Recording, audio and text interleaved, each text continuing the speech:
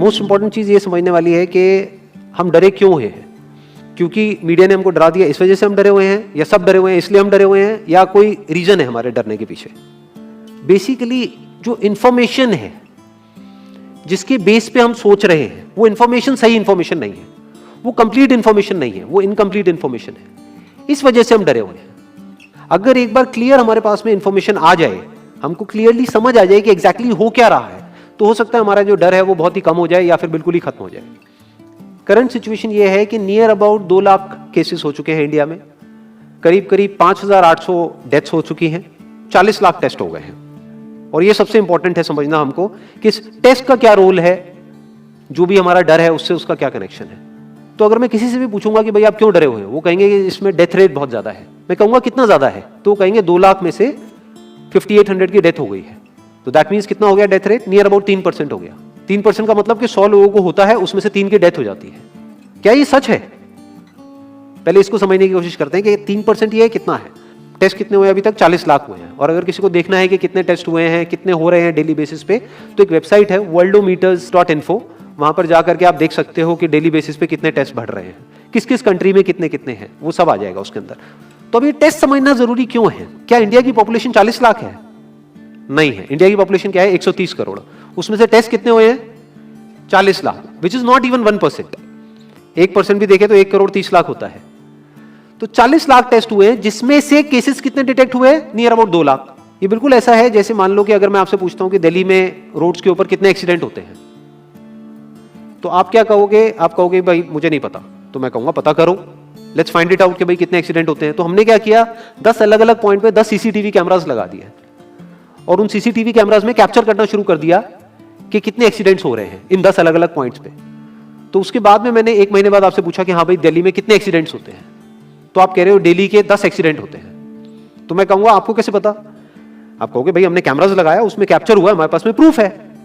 तो मैंने कहा लेकिन क्या 10 ही जगह है जहां पे वो कैमरास लग सकते हैं? दिल्ली में ऐसी कितनी जगहें हैं जहां पे कि कैमरास लग सकते हैं, लगने चाहिए अगर एक्चुअल में हमको डिटेक्ट करना है। तो सिर्फ ये नहीं ना कि उस 10 के बेस पे हम बोले कि भाई 10 एक्सीडेंट हो रहे हैं, क्योंकि दिल्ली में एक्चुअल में तो हजारों एक्सीडेंट्स हो रहे हैं दिल्ली के। तो ये सारी हमारी कैलकुलेशन ही गलत हो गई। इसलिए इसमें टेस्टिंग का बहुत बड़ा रोल है। मीडिया में जहां पर भी आ रहा है वहां पर डेली ये आ रहा है कि अच्छा कुछ दिन पहले तक 5000 केसेस आ रहे थे, अब 6000 केसेस बढ़ गए हैं, अब 7000 केसेस हो गए हैं, 8000 केसेस हो गए हैं। बट कोई ये नहीं देख रहा कि उसके साथ साथ में टेस्ट भी बढ़ रहे हैं।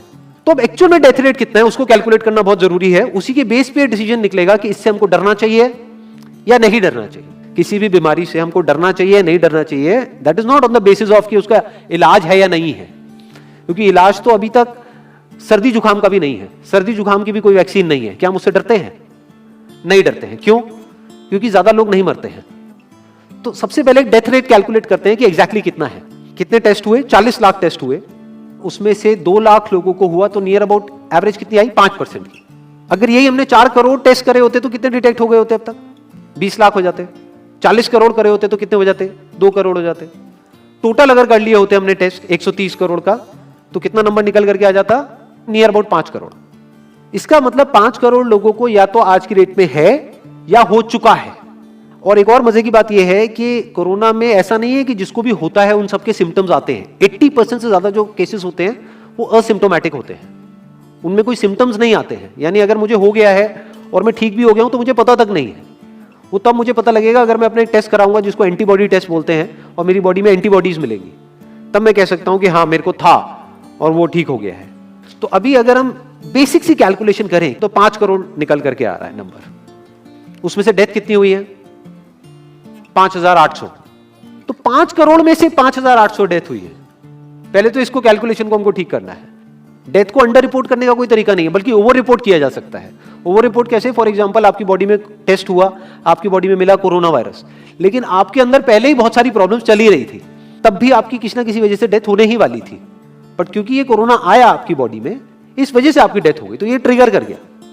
तो ये जो 5800 का नंबर है, ये इससे कम तो हो सकता है, इससे ज्यादा होने के चांसेस बहुत कम है। बट एक बार को हम मान लेते हैं कि इतना ही है नंबर, ना कम है ना ज्यादा है, तो कितनी परसेंटेज निकल करके आई? 5 करोड़ में से अगर 5800 डेथ्स हुई हैं तो क्या परसेंटेज निकल करके आई? Near about 0.01%। ये उससे बहुत कम है जितनी डेथ्स हमारे यहां पे होती हैं रोड एक्सीडेंट की वजह से। हर साल की अगर हम एक कैलकुलेशन देखें तो 1.5 लाख से ज्यादा डेथ हो जाती है इंडिया में रोड एक्सीडेंट्स की वजह से। हर 4 मिनट में एक डेथ होती है रोड एक्सीडेंट की वजह से। और अगर अभी आप देखोगे सड़कों पे एक बहुत ही फनी चीज नजर आ रही है, टू व्हीलर पे जा रहे हैं, मास्क सबने लगाए हुए हैं, कभी भी नोट करना इस चीज को, हेलमेट नहीं पहने हुए, हेलमेट बहुत कम लोगों ने पहने हुए हैं। इससे हमको क्या समझ आ रहा है, क्या ये समझदारी है, बेवकूफी है? क्योंकि हेलमेट ना लगाने की वजह से उनके मरने के चांसेस उससे बहुत ज्यादा है, कई गुना ज्यादा है जितना कि कोरोना से मरने के उनके चांसेस है। तो ये डर है जो चारों तरफ फैल रहा है और मीडिया डर को और बढ़ाता चला जा रहा है। और क्योंकि सही इंफॉर्मेशन किसी के भी पास में नहीं है या सही कैलकुलेशन किसी के पास में नहीं है, ये जो अभी हम कर रहे हैं इसको मैथमेटिकल मॉडलिंग बोलते हैं। यानी एक डेटा को देख करके एक मॉडलिंग करी जाए और फिर समझा जाए कि एक्चुअल में जो सही डेटा है वो क्या है। ये नहीं कि लिमिटेड डेटा के बेस पे हम कोई भी कंक्लूजन ड्रॉ कर लें और उसके बेस पे डरते रहें। तो अगर इसका डेथ रेट 0.01% है तो हम सब इतना डर क्यों रहे हैं? क्या कुछ और है जिससे हमको डरना चाहिए, जिससे हम नहीं डर रहे हैं, जिसके बारे में कोई बात नहीं कर रहा है, जो इससे लाख गुना ज्यादा भयानक है? मतलब कोरोना से लाख गुना ज्यादा खतरनाक कुछ है जिससे हम नहीं डर रहे हैं और इससे हम डर रहे हैं। वो क्या है जिससे हमको डरना चाहिए?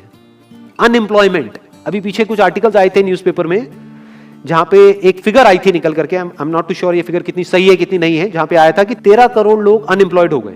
इस फिगर से हमको डरना चाहिए। 13 करोड़ लोग अनएम्प्लॉयड होने का मतलब हम समझते हैं कि इसका मतलब क्या है? इसका मतलब ये, अगर इकोनॉमी पॉइंट ऑफ व्यू से देखोगे, कि ये जो 13 करोड़ लोग हैं ये अपने जो खर्चे हैं वो बहुत ही लिमिट में कर देंगे। जिस बंदे की नौकरी चली गई है, क्या वो जाकर के मार्केट में नए कपड़े खरीदेगा? क्या अपने बच्चों के लिए खिलौने खरीदेगा? ट्रैवल एंड टूरिज्म तो भूल ही जाओ। ऐसी और हजारों इंडस्ट्रीज हैं जिनकी धज्जियां उड़ जाएंगी क्योंकि डिमांड कम हो जाएगी ओवरऑल इकोनॉमी के लेवल पे। जब डिमांड कम होगी तो क्या करना पड़ेगा इन ब्रांड्स को, इन कंपनीज को क्या करना पड़ेगा, इन मैन्युफैक्चरर्स को क्या करना पड़ेगा? अपनी सप्लाई को कम करना पड़ेगा। जितनी उन्होंने सप्लाई कम करी, अनएम्प्लॉयमेंट और बढ़ गया कि आज जो नंबर 13 करोड़ है वो बढ़ करके कितना हो गया, 20 करोड़। यानी पूरा का पूरा लूप बन जाएगा। इस लूप को बोलते हैं रिसेशन, जो ग्लोबली ऑलरेडी रिसेशन आ चुका है। और अगर यही रिसेशन और डीप होता चला जाए तो उसको बोलते हैं डिप्रेशन, जहां से एक इकोनॉमी को बाहर आने में 5 से 10 साल लगते हैं। तो इकोनॉमी का पहले ही बुरा हाल था, प्लस इस कोरोना की वजह से और बुरा हाल हो गया है, प्लस जो रहा सहा हमारा जो अपना डर है वो सिचुएशन को और खराब करता चला जा रहा है। और इस डर को हर कोई बढ़ा रहा है, कोई भी कम करने का काम नहीं कर रहा है। एक्चुअल में अगर आप मेरे स्टैंड पॉइंट से देखोगे तो डरने की कोई जरूरत ही नहीं है, क्योंकि जो डेथ रेट है वो बहुत ही कम है। तो हम डर क्यों रहे हैं? सोचो। बस इसलिए कि डेथ नहीं होनी चाहिए। अगर यही हमारा ऑब्जेक्टिव है कि डेथ नहीं होनी चाहिए, मतलब हम कहते हैं कि किसी की डेथ नहीं होनी चाहिए, तो फिर तो लॉकडाउन परमानेंट हो जाना चाहिए, सड़कों पे निकलना ही नहीं चाहिए, क्योंकि सीधा सीधा 1.5 लाख डेथ बचेंगी। 1.5 लाख लोग जो हर साल एक्सीडेंट में मरते हैं उनको हम बचा सकते हैं ना, उनकी लाइफ बच जाएगी। परमानेंट कर दो लॉकडाउन को। कैसा है आइडिया? ये बिल्कुल ऐसा है जैसे मैंने एक आदमी की एक कहानी सुनी थी, उसके घर में एक चूहा घुस गया, तो उस चूहे को उसने पकड़ने की बड़ी कोशिश करी, लेकिन वो चूहे को नहीं पकड़ पाया। तो एंड में उसने क्या किया, घर पे आग लगा दी, अपने घर में आग लगा दी। उसके बाद भी चूहा तो बच करके निकल गया, घर चला गया, घर जल गया। यही हालत है इसकी, कोरोना की। इस डर को हमको खत्म करना पड़ेगा, तब जाकर के इस प्रॉब्लम का एक्चुअल में सॉल्यूशन निकलेगा, जो रियल प्रॉब्लम है। और रियल प्रॉब्लम कोरोना नहीं है। रियल प्रॉब्लम क्या है? हमारी जो इकोनॉमी है। रियल प्रॉब्लम क्या है? अनएम्प्लॉयमेंट। तो इस वीडियो के थ्रू मैं अपनी एक हम्बल रिकमेंडेशन देना चाहूंगा गवर्नमेंट ऑफ इंडिया को, या जो भी लोग एक पर्टिकुलर पोजीशन पे हैं उन लोगों को, कि हमको टेस्ट करने कम करने हैं, टेस्ट बढ़ाने नहीं है। अभी हम गलती क्या कर रहे हैं? टेस्ट बढ़ाते चले जा रहे हैं, जिसकी वजह से केसेस बढ़ते चले जा रहे हैं, जिसकी वजह से डर बढ़ता चला जा रहा है। गवर्नमेंट क्या एक क्राइटेरिया नहीं बना सकती कि जो क्रिटिकल केसेस है बस उन्हीं का टेस्ट करो, क्योंकि उन्हीं को हॉस्पिटल में एडमिट करने की जरूरत है, तो उन्हीं का टेस्ट होना चाहिए ना। जो वैसे ही ठीक हो रहे हैं, अपने आप ही ठीक हो रहे हैं, जिनको माइनर सिम्टम्स हैं और वो खुद ही ठीक हो रहे हैं, उनका टेस्ट करने की क्या जरूरत है?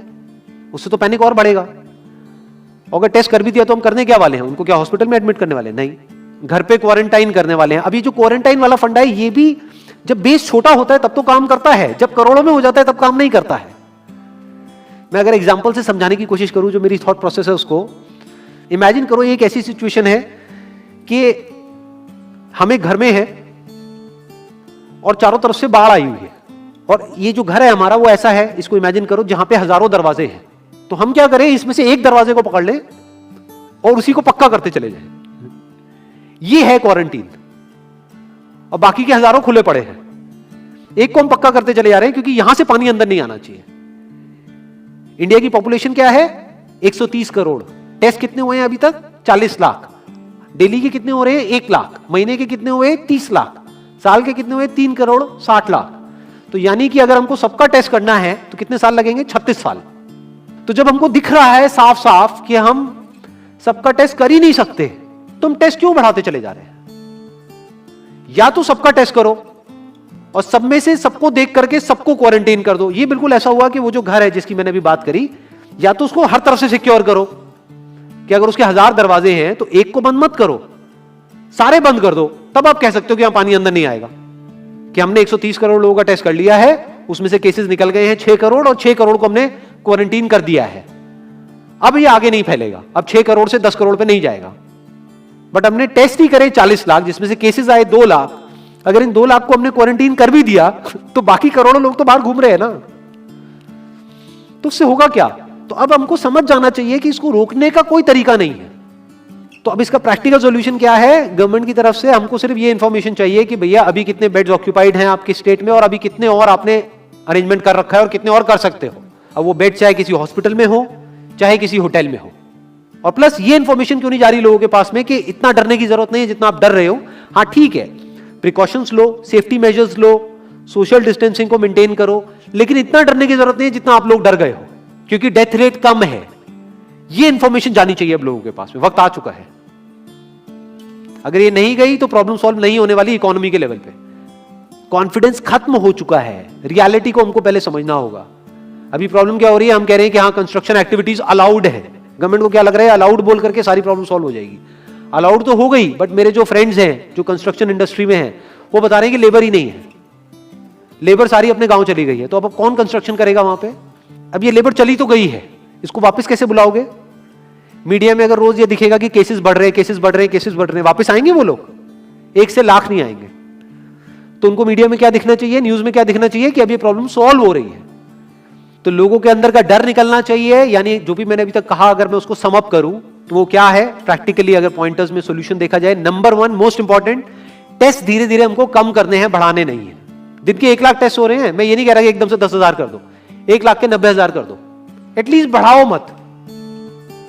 समझ गए? 1 लाख के 1.5 लाख टेस्ट मत करो दिन के, 2 लाख मत करो, क्योंकि तब भी 36 साल लगेंगे पूरा करने में। अगर आपने स्पीड डबल भी कर दी तब भी 18 साल लगेंगे। 18 साल तक तो पता नहीं ये बीमारी कहां होगी, किसी को याद तक नहीं होगा। तो करना क्या है गवर्नमेंट को? अगर थोड़ा सा सेंसिबली चले कि टेस्ट को धीरे धीरे कम करते चले जाओ, यानी 1 लाख से 90,000 कर दो, फिर कुछ दिन बाद 80,000 कर दो, फिर 70,000 कर दो। इसकी वजह से क्या होगा? मीडिया में केसेस कम होते हुए दिखेंगे, अखबारों में केसेस कम होते हुए दिखेंगे, हर जगह पे जहां पे अभी आ रहा है कि अभी तक की सबसे बड़ी फिगर, आज तक के सबसे ज्यादा केसेस, वो सब धीरे धीरे कम हो जाएंगे। कम मीडिया में पैनिक फैलेगा, कम पैनिक फैलेगा लोगों में, धीरे धीरे लोग बाहर निकलना शुरू होंगे, जो अभी नीड ऑफ द आवर है। धीरे धीरे लोग बाहर निकलेंगे, धीरे धीरे डिमांड बढ़ेगी, धीरे धीरे लोगों में कॉन्फिडेंस आएगा, धीरे धीरे लोग जो गांव चले गए हैं वो वापस आएंगे। एक्चुअल में काम शुरू होगा, ऑन पेपर नहीं कि काम शुरू हो गया है, एक्चुअल में लोगों का काम शुरू होगा, लोगों का काम शुरू होगा, इकोनॉमी शुरू होगी। बिल्कुल ऐसा है जैसे 2 महीने के लिए आप किसी गाड़ी को बंद करके कहीं पे रख दोगे राज में, तो क्या होगा? बैटरी डाउन हो जाएगी। उस वक्त क्या करना पड़ेगा? उसको धक्का मारना पड़ेगा। तो अभी उस धक्के की जरूरत है, जंप स्टार्ट की जरूरत है। अब जो टाइम है वो डरने का नहीं है, इस डर को खत्म करने का है। क्योंकि कोरोना ने जितने लोगों को नहीं मारा, ये डर मारने वाला है असलियत में। तो अब इस डर को खत्म करने का टाइम आ गया है। अब हम सबको मिलकर के दिमाग ये लगाना है, ये नहीं कि डर को कैसे बढ़ाएं, बल्कि दिमाग ये लगाना है कि डर को कैसे कम करें या खत्म करें, और लोगों के कॉन्फिडेंस को कैसे वापस से लेकर के आए।